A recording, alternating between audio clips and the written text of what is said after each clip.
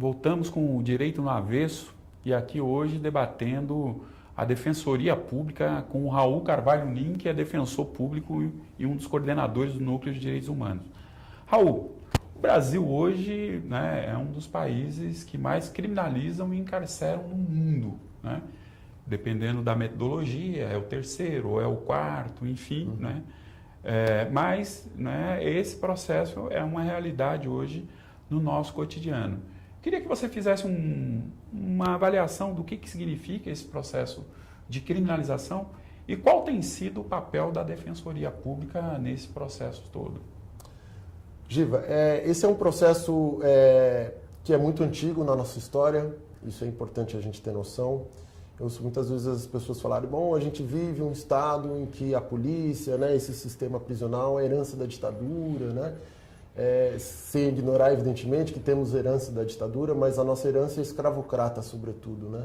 Quer dizer, o nosso sistema de justiça escravocrata, criminal... só para fazer um adendo, Raul, porque, né, como você pode ver, eu sou indígena, né? E a gente tem debatido muito as questões indígenas, né? E ela vem da escravização indígena, né? Porque foram os primeiros escravizados, as cadeias, inclusive, foram constituídas, né?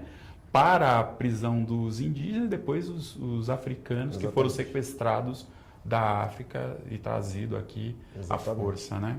Quer dizer, e o nosso sistema de justiça criminal, ele é forjado dentro dessa sociedade escravocrata, no contexto de uma sociedade escravocrata. Então a gente vive até hoje a herança dessa sociedade escravocrata e depois por seguidos períodos ditatoriais, né? Então, esse processo de criminalização, claro, ele atinge os mais pobres, os negros, ele tem cor da pele, ele tem classe social, ele atende a determinados interesses. Não nos enganemos com operações lava-jato e coisas do gênero, elas são apenas, como diz o dito popular, dar os anéis para não perder os dedos. Se a gente fosse fazer quer dizer, se o Estado fizesse uma operação lava-jato em qualquer setor da economia, os efeitos seriam os mesmos.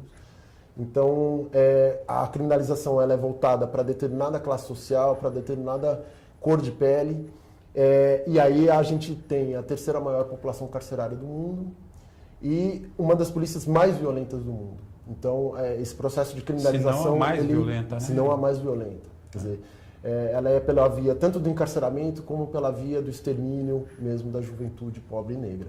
E você acha, Raul, que essa violência do Estado, que é uma violência crescente, ela tem sido estimulada de alguma forma? Como é que ela se sustenta? Porque, por exemplo, né, a gente tem aí uma população carcerária de 700 mil ou mais pessoas nesse momento. A gente tem, por outro lado, uma violência crescente, né? Hoje são 57 mil pessoas que morrem por ano. A gente mata mais do que 11 países em guerra. A ONU considera que um país em estado de guerra são 20 mil mortes por ano. A maioria que morrem são jovens indígenas, jovens negros, né? O encarceramento também ela se dá, né? Também com um perfil étnico, né? Indígenas e negros, né?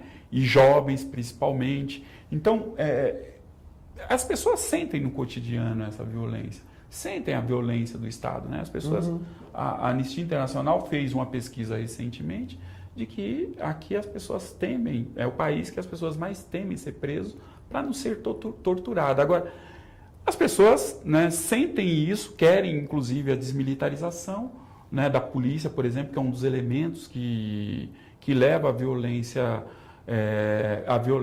do Estado, né? E ela está baseada para você em quê? O que sustenta esse processo de criminalização em massa e, ao mesmo tempo, extermínio que está colocado aí no nosso cotidiano? É uma pergunta complexa, né, Giva? Quer dizer, são variados interesses, claro, há desde um interesse do capitalismo, de manutenção de um status quo capitalista, né, exploratório, tem um interesse de controle social de populações consideradas indesejáveis, né, da pobreza, né, e aí com artifícios variados. A gente vive uma política proibicionista de guerra às drogas, que na verdade atinge determinados setores também. Quer dizer, a nossa legislação criminal ela tem lá mais de 1.000 crimes e apenas 9 crimes que levam à criminalização de fato, o sujeito ir para o sistema prisional. Quer dizer, nós temos governantes que falam que não reagiu está vivo, né, para justificar a ação da polícia. Quer dizer, a gente tem uma base social muito conservadora que está aí às ruas saudando a ditadura e os militares, quer dizer, que aplaude a tortura. Né? Então, a gente vive, de fato, num contexto bastante difícil, que é... Um contexto que leva à justificação, né, desse processo de aumento da violência do Estado. Raul, a gente vai fazer um pequeno intervalo e aí nós voltamos já com Direito no Avesso, voltando com essa discussão, que é uma discussão muito